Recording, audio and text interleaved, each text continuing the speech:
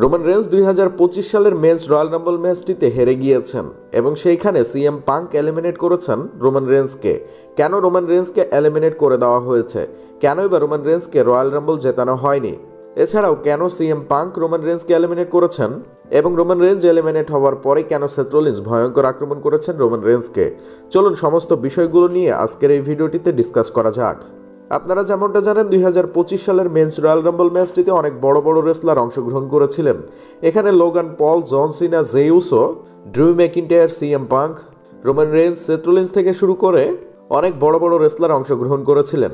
তবে এই ম্যাচটিতে অনেকেই ধারণা লাগাচ্ছিল হয়তোবা এখানে রোমান রেন্সকে জেতানো হতে পারে, অর্থাৎ 2025 সালের মেন্স রয়্যাল রাম্বল ম্যাচটিতে রোমান রেন্স হয়তোবা জয় পেতে পারে। তবে এইখানে জয় পেয়েছেন জে উসো। তবে রোমান রেন্সকে কেন জেতানো হয়নি, বিশেষ করে আপনারা যেমনটা জানেন রোমান রেন্সকে খুব সম্ভবত রেসেলমেনিয়াতে সিএম পাঙ্কের এগেনস্টে ম্যাচ দেওয়া হতে পারে।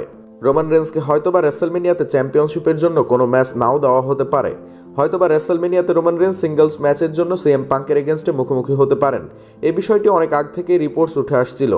তো ডাব্লিউডাব্লিউই ম্যানেজমেন্ট রোমান রেন্সকে রয়্যাল রাম্বল জেতালে অবশ্যই চ্যাম্পিয়নশিপের জন্য ম্যাচ দিতেন। তো রোমান রেন্সকে যেহেতু রয়্যাল রাম্বল জেতায়নি এবং রোমান রেন্সকে এলিমিনেট করেছেন সিএম পাঙ্ক, তো রোমান রেন্সকে এলিমিনেট যেহেতু করেছেন সিএম পাঙ্ক, সেহেতু অবশ্যই রয়্যাল রাম্বল শেষে সিএম পাঙ্ক এবং রোমান রেন্সের মধ্যে স্টোরি লাইন শুরু হতে দেখতে পারবেন।